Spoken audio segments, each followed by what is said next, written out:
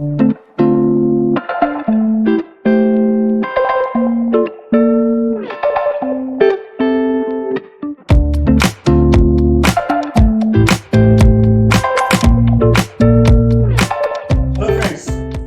To mathematics world doctor Saron Gupta online maths class. Dear friends, previous lecture में देखा किस प्रकार से मैंने आपको x to the power n minus a to the power n upon of x minus a पे base मैंने आपको क्वेश्चन सॉल्व कराए थे। आज का लेक्चर हमारे पास होगा, ये ट्रिग्नोमेट्रिक फॉर्मूले पे बेस्ड होगा। इन सभी ट्रिग्नोमेट्रिक फॉर्मूले को हमने लेक्चर नंबर 3 में इनके डेरिवेशन सॉल्व किया हुए हैं। अगर आपने वो लेक्चर तक नहीं देखा है तो लेक्चर नंबर 3 को देखना ना भूलिएगा, नहीं तो फिर आपको ये क्वेश्चन समझ में नहीं आएंगे। उस लेक्चर की लिंक जो है आपको डिस्क्रिप्शन बॉक्स में दे रखी है, आप वहां से वो देख सकते हैं। डिफरेंस 15 जुलाई 2020 से हम ऑनलाइन मैथ्स क्लास स्टार्ट कर रहे हैं। अगर आप उसमें इंटरेस्टेड हैं तो आप डिस्क्रिप्शन बॉक्स में जाके रजिस्ट्रेशन फॉर्म भर सकते हैं, फिर आपको उसका और भी डिक्लेरेशन आपको वहां पर दे दी जाएगा। और अगर आपने मेरा चैनल को सब्सक्राइब नहीं किया है तो चैनल को सब्सक्राइब कर लो, बेल आइकन को प्रेस कर लो, जिससे कि आपको फर्दर नोटिफिकेशन मिलता रहे। आइए स्टार्ट करते हैं कुछ और क्वेश्चन जो कि हमारे पास ट्रिग्नोमेट्री पर बेस्ड होंगे।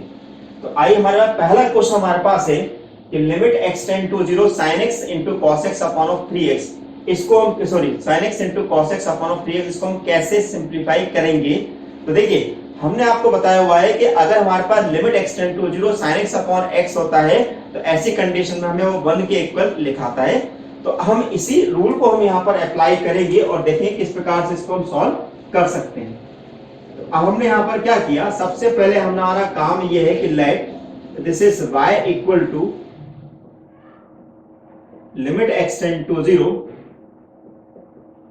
sin x into cos x upon of 3x।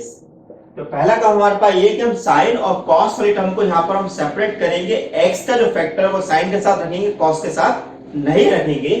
तो अब हम यहां पर क्या करेंगे, this is 1/3 into limit x tend to 0, this is the sin x upon of x, ठीक है, into limit x tend to 0 cos x।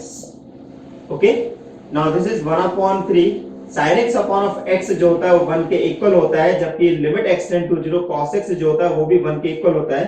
इसका मतलब ये है कि हमारा आंसर 1/3 हमें मिल जाएगा, राइट।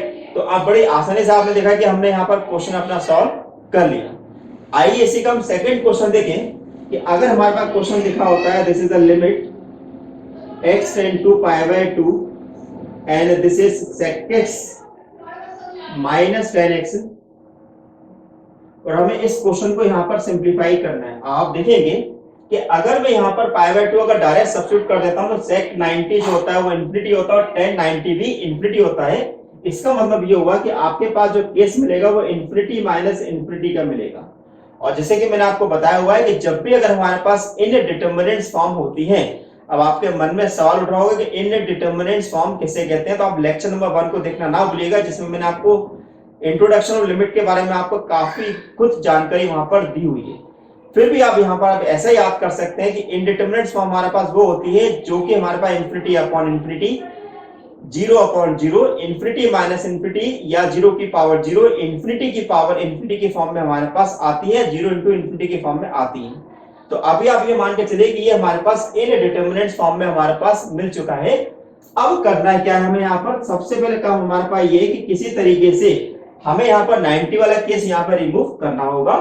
तो हम क्या करते हैं, यहाँ पर ले लेते हैं let y equal to limit x tend to π/2 and this is sec x minus tan x,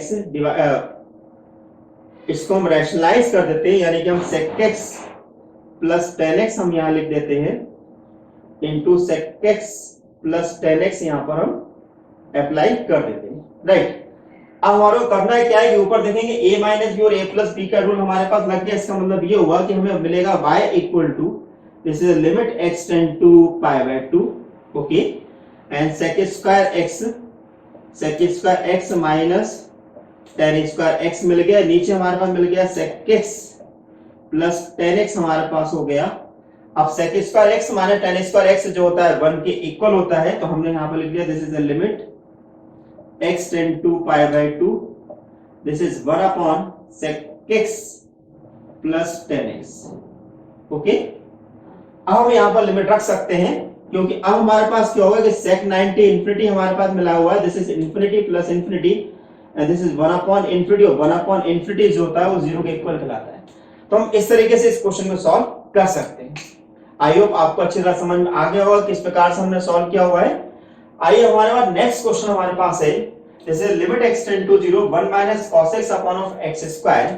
अब इस क्वेश्चन के साथ प्रॉब्लम हमारे पास ये है कि अगर हम यहाँ पर 0 पुट करते हैं तो cos 0 की वैल्यू हमारे पास 1 होती है, और 1 माइनस 1 जो होता है वो 0 होता है, और अपॉन में भी अगर x स्क्वायर अगर 0 रखेंगे तो वो भी हमें 0 मिलेगा। इसका मतलब ये हुआ कि इस क्वेश्चन में हमारे पास जो वैल्यू दे रखी है वो 0 अपॉन 0 की कैटेगरी में हमें दे रखी है। क्या दे रखा है? 0 अपॉन 0 की कैटेगरी में दे रखा है। तो हम करते क्या यहाँ पर 1 माइनस cos x को हम यहाँ पर रैशनलाइज कर देते हैं, यानी कि न्यूमरेटर को हम यहाँ पर रैशनलाइज कर देते हैं। तो हमने यहाँ पर क्या लिया, this is let y equal to limit x tend to 0, this is 1 minus of cos x upon of x square into 1 plus cos x upon of 1 plus cos x। Okay, तो हमने यहाँ पे 1 प्लस cos x को हमने यहाँ पर rationalise कर दिया। आप देखेंगे कि 1 minus cos x into 1 plus cos x जो होता है 1 माइनस cos स्क्वायर x कहलाता है। क्या कहलाता है हमारे पास?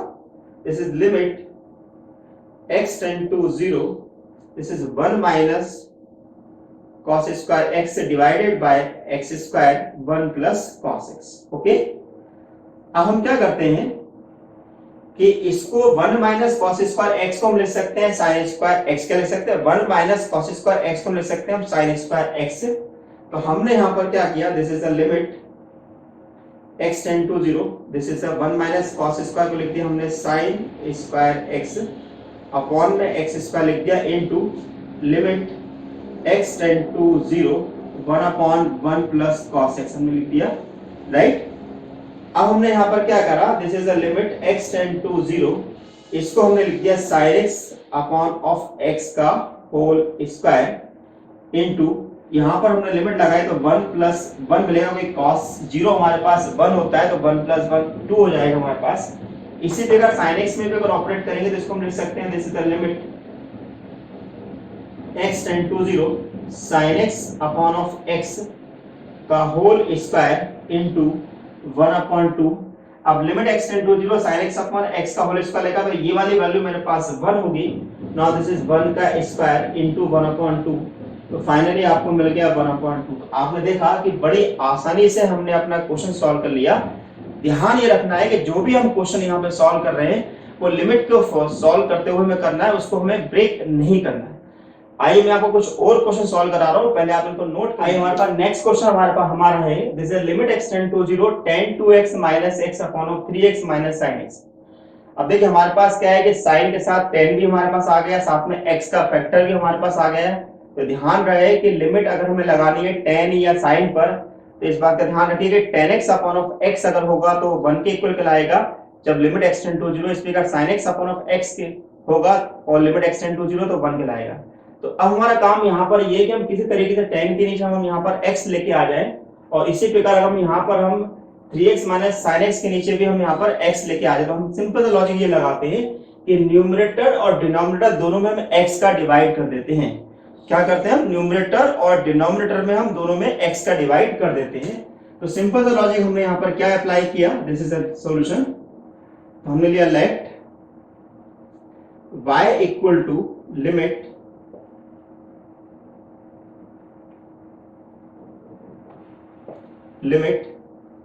x tend to 0 tan 2x minus x divided by x किया हमने, और डिनोमिनेटर में भी हमने करा 3x minus sin x divided bye हमने x कर दिया। ठीक है, बैलेंस करने के लिए अब हम क्या करते हैं, this is y limit x tend to 0, this is tan 2x upon of x हो गया माइनस 1 हो जाएगा डिवाइड में 3 minus sin x upon of x हो गया। अब प्रॉब्लम हमारे साथ ये है कि यहाँ पर एंगल tan के साथ 2x लिखा हुआ है, जबकि इसके डिवाइड में हमारे पास x है। तो ध्यान दीजिएगा, जब भी हमारे पास जितना एंगल होगा हमें उतना ही एंगल हमें डिनोमिनेटर में भी लेके आना होगा। तो अब हमारा प्रॉब्लम ये है कि अगर यहाँ पे 2x है तो यहाँ भी 2x होना चाहिए। तो अगर हमारे पास अगर x को अगर हमें 2x बनाना तो हमें 2 का मल्टीप्लाई और 2 का डिवाइड करना पड़ेगा। तो हम यहाँ पर क्या कर रहे हैं, this is a limit x tend to 0। क्या हम इसको ऐसा लिख सकते हैं, this is the tan 2x upon of 2x minus 1। Denominator में हमें कोई दिक्कत नहीं है क्योंकि sin x upon of x है, यानी कि एंगल हमारे पास इक्वल आ रहे हैं, कोई दिक्कत नहीं है। अब यहाँ पर हम लिमिट लगाते हैं, तो this is 2 1 minus of 1 divided by 3 minus of 1। 2 minus 1 हो गया 1 और ये हो गया मेरे पास 2, यानी कि फाइनल आंसर आ गया 1/2। तो देखिए बड़ी आसानी से हमने क्वेश्चन सॉल्व कर लिया। अब आइए हमारे पास नेक्स्ट क्वेश्चन, हमारे पास थोड़ा सा इंटरेस्टिंग क्वेश्चन हमारा है। Is a limit x tend to π/2 1 plus cos 2x upon pi minus 2x का होल स्क्वायर। जब भी अगर हमारे पास क्वेश्चन अगर ऐसा आता है तो आप हमेशा ध्यान रखिएगा कि जो भी डिनोमिनेटर में हमारे पास टर्म दी हुई है, यानी कि पाई माइनस 2x, ध्यान उसके साथ में कोरस्पोंडिंग ये भी देख लीजिएगा कि ये भी हमारे पास उसी फॉर्म में, क्योंकि अगर आप देखेंगे कि x टेंड टू π/2 है तो इसका मतलब हम ये निकाल सकते हैं कि 2x टेंड टू पाई होगा। क्या होगा, 2x टेंड्स टू पाई होगा। तो दोनों वैल्यू हमारे पास सेम है, कि पाई माइनस 2x और x tends to π/2 both are the same value with minus sine का डिफरेंस हमारे पास आ रहा है। तो कोई घबराने की जरूरत नहीं है, कुछ नहीं करना हमें, बस पाई माइनस 2x को हमें t के इक्वल एज्यूम कर लेना। तो हमने यहां पर क्या किया,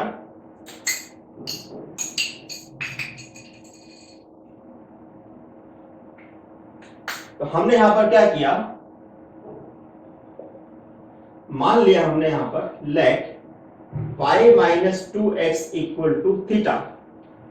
क्या मान लिया हमने, pi minus 2x equal to theta. तो 2x इक्वल टू क्या मिलेगा हमें, 2x इक्वल टू मिल जाएगा, this is 2x equal to pi minus theta. Okay, अब साफ साफ हमें यहां पर दिखाई दे रहा है कि अगर मैं यहां पर x की जगह π/2 पुट करूंगा तो पाई माइनस पाई जो होगा 0 होगा, यानी कि थीटा टेंड्स टू 0 जाएगा। इसका मतलब ये है कि जब भी अगर हमें लिमिट में वेरिएबल कोई दूसरा इंट्रोड्यूस करते हैं तो वहां पे हमें उस लिमिट को हमें उस वेरिएबल में कन्वर्ट करना जरूरी होता है। तो हमने यहां पर क्या किया, if x tend to π/2 then theta tends to 0। तो therefore y equal to limit theta tends to 0, this is a 1 plus cos pi minus theta divide में this is theta square. Okay, अब देखिए cos 180 माइनस थीटा हमारे पास क्या होता है, cos 180 minus theta होता है माइनस ऑफ cos थीटा। क्यों, क्योंकि पाई माइनस थीटा जो होगा सेकंड क्वाड्रेंट में आएगा, सेकंड क्वाड्रेंट में हमारे पास cos जो होता है वो नेगेटिव कहलाता है। तो अब इसका मतलब हमारे पास क्या निकाला जाएगा, this is a limit theta tends to 0 1 minus cos theta divided by of theta square. अभी हमने प्रीवियसली क्वेश्चन सॉल्व किया कि अगर किसी क्वेश्चन में limit x tend to 0 1 minus cos x upon of x square आ रहा है तो उसका आंसर आता है 1/2। हम इसको डायरेक्ट चाहते हैं लिख सकते हैं 1/2, या हम उसे उसी प्रकार से सिंप्लीफाई कर दे जैसे कि हमने प्रीवियसली सिंप्लीफाई किया हुआ। क्या क्या था, हमने 1 माइनस cos को हमने यहाँ पर रैशनलाइज कर दिया था, तो हम यहाँ पर भी इसको रैशनलाइज कर देते हैं। तो यहाँ पर हमने लिखा this is the limit theta tends to 0 1 minus cos theta divided by of theta square into 1 plus of cos theta divided by 1 plus cos theta. Clear. अब हमने यहां पर क्या किया, this is the limit theta tends to 0 1 minus cos theta 1 plus cos theta हो गया 1 minus cos square theta upon of theta square 1 plus cos theta. अब इसके बाद 1 माइनस cos स्क्वायर थीटा को हमने लिख दिया sin स्क्वायर थीटा। तो limit theta tends to 0, this is sin square theta divide में theta square into limit theta tends to 0 and this is 1 plus cos theta. Okay, अब again इसको हमने क्या लिख दिया, ये वैल्यू मेरे पास फिर से क्या बन जाएगी, इसको मैं लिख सकता हूं दिस इज द लिमिट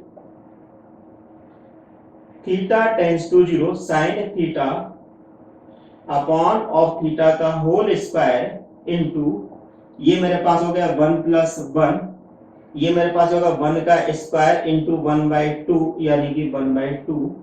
तो फाइनली आंसर मेरे पास आ गया 1/2, यानी कि इन सभी क्वेश्चन में आपने खास चीज क्या देखी कि हमने यहाँ पर क्वेश्चन को इस प्रकार से सिंप्लीफाई किया हुआ है जिससे कि वो अपने सिंपलेस्ट फॉर्म में हमारे पास आ जाए और क्वेश्चन हमारे पास सिंप्लीफाई हो जाए। तो डियर फ्रेंड्स, आपको मेरा लेक्चर कैसा लगा है मुझे जरूर बताइएगा। अगर आप इससे रिलेटेड और भी क्वेश्चन सॉल्व करना चाहते हैं तो लेक्चर के एंड में आपको एक प्रैक्टिस शीट दी हुई है जिसका नाम है इंप्रूव योरसेल्फ। उस शीट को देखना ना भूलिएगा। Thank you for watching my channel doctor Sonendra Gupta.